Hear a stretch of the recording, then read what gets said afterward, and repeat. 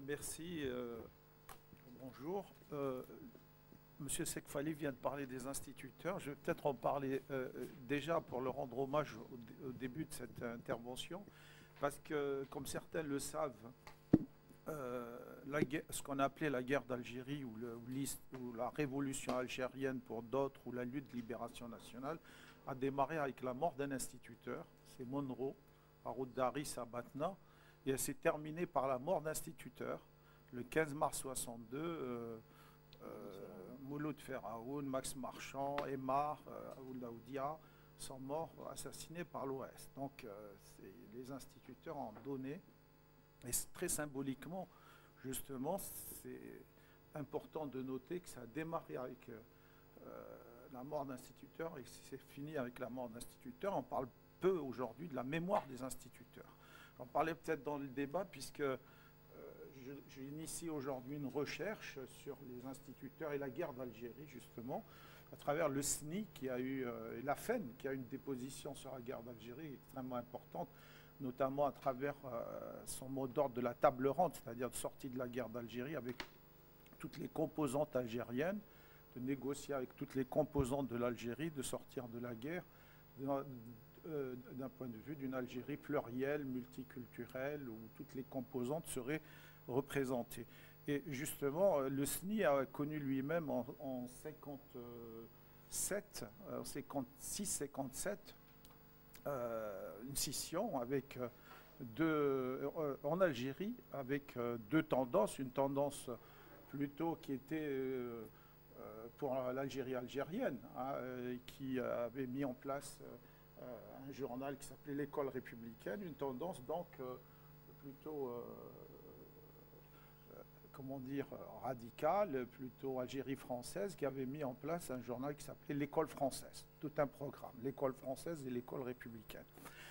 Voilà, pour introduire, j'espère que je serai dans les temps, parce que j'ai beaucoup de choses à dire sur cette question, étant donné que j'ai travaillé. Alors, pour revenir sur ça, je dois dire que souvent, notamment dans la loi du 23 février 2005, qui énonce le caractère positif de la colonisation, beaucoup entrent dans cette perspective en disant eh ben, la France, elle a développé le système éducatif en Algérie, puisqu'elle a produit des élites, et des élites nombreuses qui ont une place, et c'est un peu ça, un peu une œuvre positive. Je dois dire que je suis tout à fait... je vais à l'encontre de cette idée, puisque beaucoup de travaux montrent que l'impact, si on peut parler ainsi, ou l'effet de la politique éducative française en Algérie a été très faible du point de vue des populations scolarisées. Ça a été extrêmement dérisoire. Hein. C'est-à-dire, si j'ai des statistiques ici, et j'ai même fait un schéma, vous voyez, si on regarde l'évolution des statistiques, on voit qu'on a une courbe plate quasiment jusque dans les années 40, 45. Après 45, on a un léger frémissement, et c'est tardivement vers les années... D'ailleurs, en 49, on a la fusion des deux enseignements, hein, et c'est à partir des années 50, et notamment 58, qu'on a une volonté de développer la scolarisation. Et si on s'arrête sur 43, moi j'ai le chiffre, sur 1 250 000 enfants âgés de 6-14 ans, seulement 110 000 sont scolarisés. C'est Claude Collot, l'historien qui est mort, qui le dit, à partir de travaux d'archives, sur des archives, ce qui représente un peu moins de 10%, disons, de la population en âge d'être scolarisée. Et ce taux va rester un peu stagnant, même au début de la guerre, c'est-à-dire en 54. C'est vous dire qu'il n'y a pas eu, du point de vue du nombre, hein, du point de vue du nombre, il y a eu très peu d'Algériens qui étaient concernés par l'école.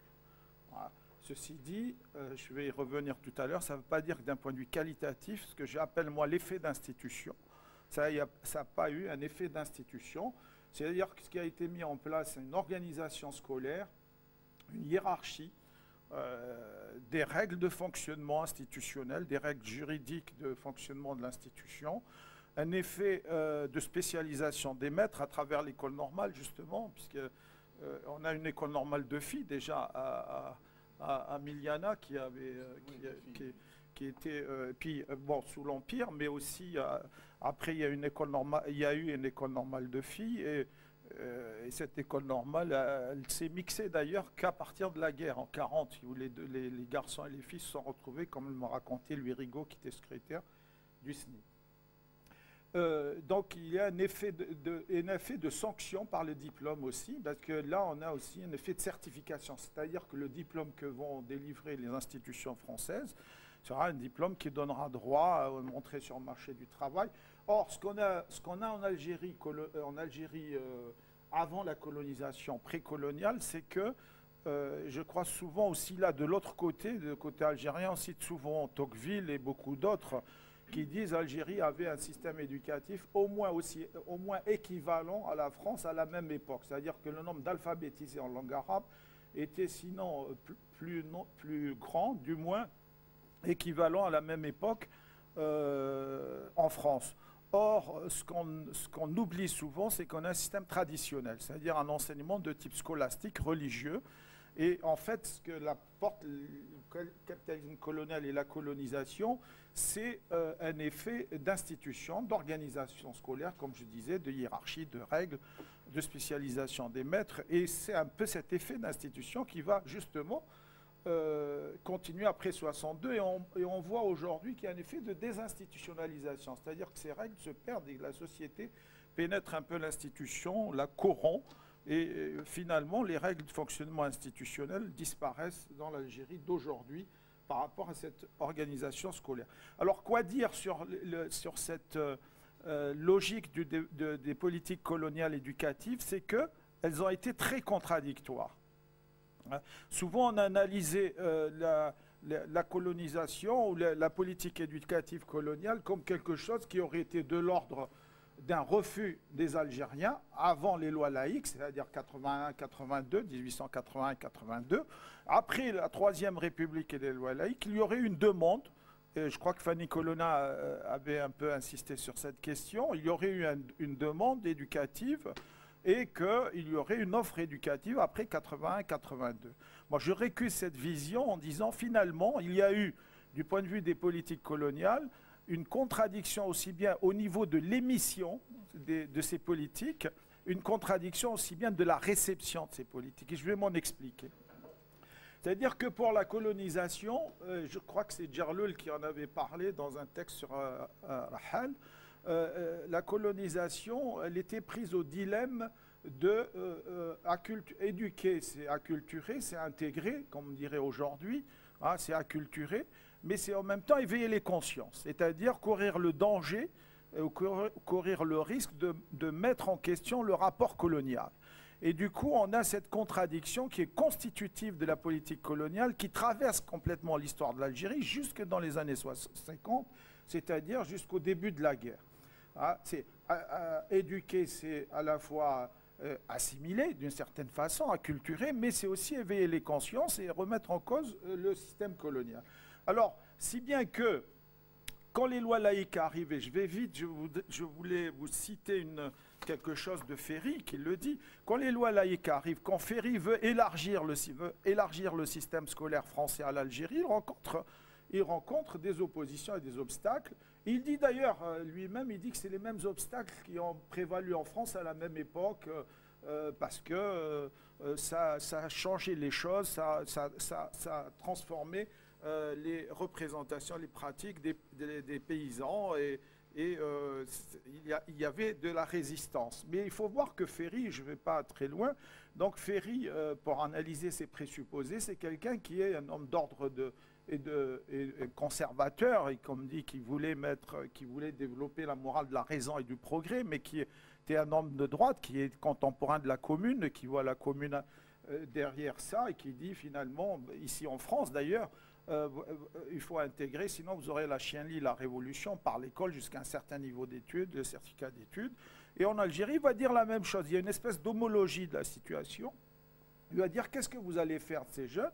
Vous allez avoir soit vous les exterminez, il le dit le terme même, soit vous les exterminez, soit vous les gardez. À ce moment-là, il faudrait leur donner un peu de français, du français, pour en faire une main-d'œuvre pour ces chaudes régions. Donc il a une vision utilitariste, un intérêt économique très clair, et je voudrais le citer, hein, c'est vraiment parce que ça dit ce qu'est la colonisation. Moi, je suis d'accord pour dire d'analyser, si vous voulez, une sociologie des résistances par rapport au système colonial. C'est-à-dire que le fait colonial ou la situation coloniale est une situation de domination, de répression, d'exclusion, de déni de droit, mais il y a eu des résistances.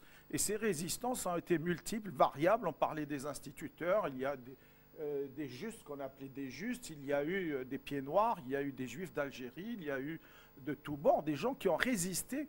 Et je pense que si on analyse d'un point de vue de ce que les protagonistes réels, les individus ont revêtu de sens positif ou négatif la rencontre, on aura un éclairage autre que celui de dire il y a l'effet positif ou l'effet négatif, parce qu'il y a eu de la résistance.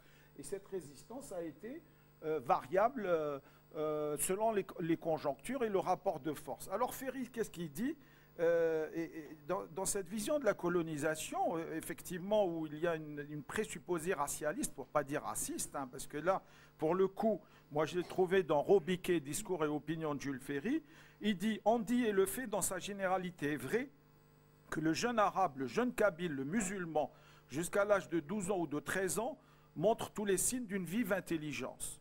Hein, remarque Ferry. Mais à ce moment, poursuit-il, se produit dans son organisation une crise. Et dans son intelligence, un arrêt de développement. Vous voyez, la vision qu'il a des âges, de l'âge dangereux d'ailleurs, hein, ou de l'âge d'anomie, hein, jusqu'à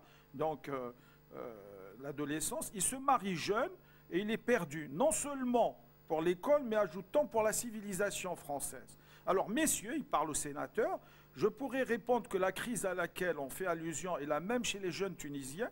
Je me contenterai d'une réponse plus simple encore. Si la crise éclate dans la 14e année, gardons-les toujours jusqu'à cet âge, propose Ferry. C'est assez, bien assez, puisque nous ne voulons pas leur rendre familiers nos beaux programmes d'enseignement primaire, que nous ne voulons leur apprendre ni beaucoup d'histoire, ni beaucoup de géographie, mais seulement le français avant tout, le français et rien d'autre. Et si nous ajoutons à cela, comme on a fait l'essai heureux dans un certain nombre d'écoles, un petit enseignement pratique et professionnel, nous nous apercevrons très vite que le Coran n'est en aucune façon l'ennemi de la science, même sous son aspect le plus humble et le plus élémentaire. Et ces populations qui sont avant tout laborieuses, malheureuses, vouées au travail manuel, comprendront vite de quel secours peut bien être cette modeste éducation française dans leur lutte pour la vie de chaque jour. Vous voyez, donc il justifie qu'il faut donner un minimum de français, avec une vision de race inférieure et de race supérieure, qui est dénoncée par quelqu'un comme Clémenceau, qui va lui dire la civilisation, c'est pas la colonisation, il n'y a pas de race inférieure et de race supérieure. Hein, ne parlons pas de droit et de devoir, la conquête ce n'est pas le droit, c'en est la négation, dit Clémenceau, interpellant Ferry. Parler à ce propos de civilisation, c'est joindre à la violence l'hypocrisie, discours de Clémenceau à la Chambre du 30 juillet 85. Donc, Ferry, il est dans une position là aussi médiane, mais il a le lobby coulant qui le contre. Et donc, on voit qu'après, il y a j'ai noté ici et là, des velléités de développer. On veut développer à partir des années 20 un enseignement de type professionnel, de type pratique, etc. Et on essaye de développer l'enseignement, mais il y a toujours effectivement des résistances et ça va jusque dans les années d'après-guerre, hein, où les taux de scolarisation ne sont guère élevés. Alors au niveau du supérieur, c'est la même chose. Ça, pour le primaire, tout à l'heure il a été dit que sur l'université d'Alger, l'université coloniale, elle est celle de l'Empire colonial. C'est l'une des premières universités françaises, effectivement. Elle était peut-être pas la deuxième. Moi, j'avais vu les choses autour de 4e, 5e place à l'époque, en termes d'effectifs. Mais c'est une université qui se met en place à partir des années, même très tôt, à travers ce qu'on appelait les écoles, l'école de médecine, l'école de droit, l'école des sciences, l'école des lettres. Et on voit que la hiérarchie des disciplines qui s'installe se fait effectivement avec les intérêts coloniaux. Hein. Je renvoie aux travaux d'Yvonne Turin sur l'école de médecine dans les premières années. Hein. Ensuite, on a ces écoles qui sont instituées en école à partir de 1879 et l'université est installée en 1909 hein, comme université. Et après, elle se développe, mais les Algériens sont faiblement concernés là aussi. C'est-à-dire que les Algériens, on va les trouver dans un certain nombre de filières dominées dans l'enseignement supérieur, des certificats spéciaux pour indigènes, de traduction, etc. Ils ne sont pas dans les filières qui préparent, dans le baccalauréat, qui était le fait de l'université, ni dans les filières légitimes de droit, de lettres et de médecine, ni des sciences. Si bien que pour les sciences, par exemple, durant toute la période coloniale, les Algériens, la colonisation a faiblement formé des scientifiques et des techniciens. Farhat Abbas, qui était président du GPRA, dira en 3 ou 4 ans, l'Algérie a beaucoup plus fait en matière, ou la révolution algérienne a beaucoup plus fait en matière de formation d'ingénieurs, de techniciens, que la France pendant 130 ans de colonisation. Et il faisait allusion au fait que le GPRA envoyait des boursiers en Allemagne de l'Est, dans les pays de l'Est, aux États-Unis, en Chine, etc., pour les former comme technologues, comme techniciens, ingénieurs. Donc, sur l'université, les Algériens étaient obligés de venir en métropole pour suivre les enseignements. Pour eux, l'exil était le royaume, c'est-à-dire que beaucoup d'Algériens n'accédaient pas à l'université. Il y avait quelques Algériens qui étaient dans l'université, et Pervilliers avait de ce point de vue-là relevé les statistiques. Ces statistiques sont extrêmement faibles. Je les ai là, hein, sur les musulmans à l'université. Elles se comptent quelques dizaines dans l'université d'Alger. Et les Algériens arrivés ici, dans les villes universitaires que sont Paris ou les villes du Sud, Montpellier, Bordeaux, Toulouse, etc. Et c'est dans l'immigration que les élites algériennes se sont formées, séparant de fait la France coloniale de la France des droits de l'homme ou de la France officielle. Du point de vue donc de l'université, là aussi, on a une faible population qui a été concernée, si bien qu'on arrive dans les années 50, hein, on a à peu près 200 ou 300 étudiants. Hein, et là, quand l'université algérienne ouvre en 62, il y a 3000 étudiants, un peu moins de 3000 étudiants, beaucoup moins, 2000 et quelques étudiants, dont la plupart viennent des pays de l'Est, effectivement, qui sont rentrés ou de l'immigration, ou certains en passant par des maquis, ont rejoint l'université, on a ouvert des examens spéciaux, etc. Ce qui a été un recrutement assez pléthorique qui a donné à peu près autour de 2500-2700 étudiants en 62.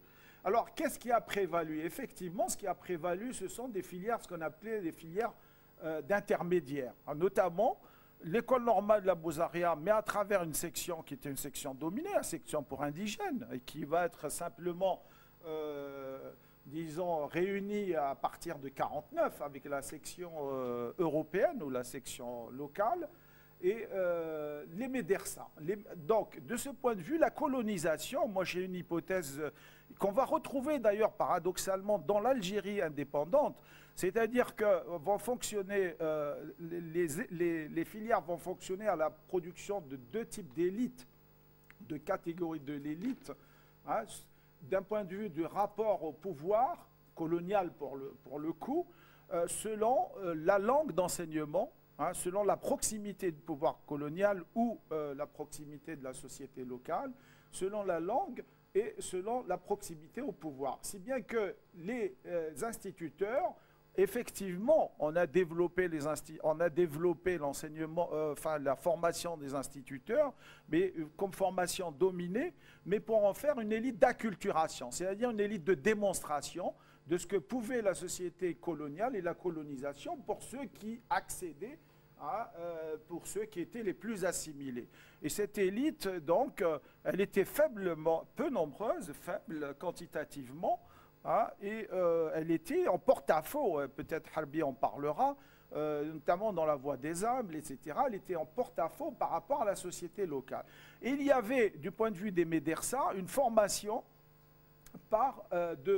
d'élites bilingues, puisque les médersas ont continué de l'Empire, elles ont été réformées, etc., et d'élites bilingues, mais qui devaient s'adresser à la société locale dans ses codes socio-linguistiques, socio-culturels, mais au nom de la colonisation. C'est-à-dire que cette élite, elle était plus proche de la société. C'était les métiers de Adel, Bash Adel, interprètes judiciaires dans les communes mixtes, etc.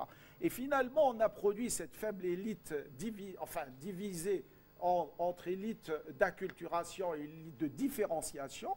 Et on va voir que les catégories de l'élite en Algérie vont être durablement fragmentées selon ou en rapport avec la hiérarchie des disciplines. C'est-à-dire qu'on a en fait une élite produite par les universités qui est extrêmement peu nombreuse et faible, et notamment en métropole.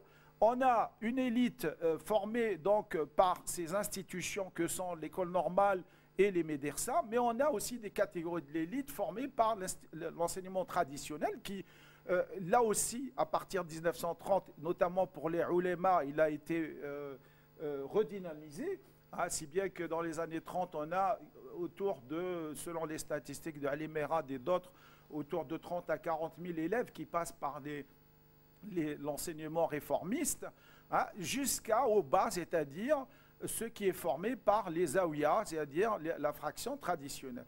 Et ces élites vont être durablement scindées, hein, sous le plan donc, de la langue d'enseignement, parce qu'en Algérie, contrairement à la Tunisie et beaucoup plus tard au Maroc, la France a lutté contre la langue arabe. Et là, j'ai de Claude Collot a aussi des statistiques sur la fermeture d'établissements qui enseignaient en arabe, sur les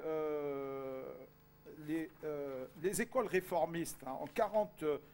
En 34-35, il y avait 30 000 élèves, selon Ali Merad, et en 48-49, 40 000 élèves. Et donc, beaucoup plus tard, ce nombre d'élèves a diminué. Et si je reprends l'infraction à l'ouverture sans autorisation d'établissement d'enseignement de la langue arabe, en 1908-1909, on a un nombre de condamnations de 1064, donc personnes qui voulaient ouvrir des institutions d'enseignement avec des montants d'amende qui vont de 2701 francs à l'époque jusqu'à 7000 francs, avec des jours d'emprisonnement, puisque quand on ouvrait des écoles en langue arabe, on était aussi passible de peine de prison. Donc la langue arabe a été combattue, et si bien que d'ailleurs le SNI et l'URIGO me disaient que c'était leur demande à partir des années 40, à partir de la guerre, que l'arabe soit enseigné dans l'école. Même si après, donc, il a été enseigné, et ici et là, d'ailleurs, c'est cette contradiction, il a été enseigné, et puis on a lutté contre l'enseignement de l'arabe, mais là aussi, ça n'a pas été très clair, et il y a eu une volonté aussi de marginaliser la langue arabe. Donc, on a de ce point de vue-là, je ne sais pas si je suis toujours dans les temps, je vais terminer. Voilà, je vais... donc, on a de ce point de vue-là là une spécificité algérienne qui est que l'arabe a été une langue qui n'a pas été... moi-même, je me souviens, j'étais élève dans les années 50, dans les lycées, on avait vraiment un enseignement d'arabe un peu comme on enseigne aujourd'hui, comme certains le vivent hein, aujourd'hui d'un point de vue l'éducation physique, c'est-à-dire quelque chose qui était véritablement un peu à la marge, où on avait des enseignants qui n'étaient pas formés d'ailleurs, qui étaient assez, pour certains, folkloriques. Et donc, de ce point de vue-là, il y a eu une espèce de permanence. Alors, quoi dire en conclusion de cette affaire, c'est que ce matin, je parlais de continuité, je voudrais conclure sur ça. C'est que la colonisation, de ce point de vue-là, elle a marqué l'Algérie d'aujourd'hui, du point de vue des politiques scolaires coloniales et de la formation des élites. Et moi, je soutiens la thèse qu'il y a une homologie là aussi. Ah, je prends cette notion à Bourdieu qui la reprend à Erwin Panofsky, architecture gothique et pensée scolastique. C'est-à-dire qu'on peut comparer les deux situations du point de vue des fonctionnements, mais ce sont deux situations historiques différentes.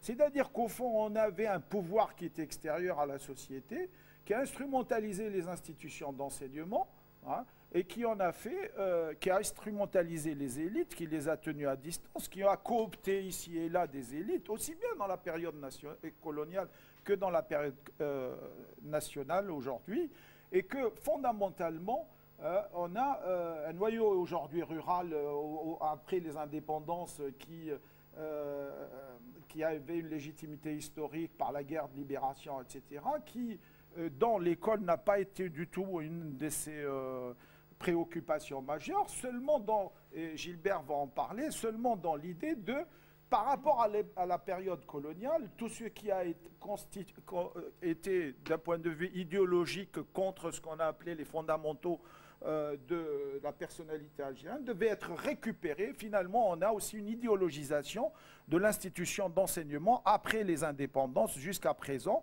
où l'institution d'enseignement a fonctionné à un rôle plutôt idéologique, politique, un rôle technique de formation pour un marché du travail se structurant.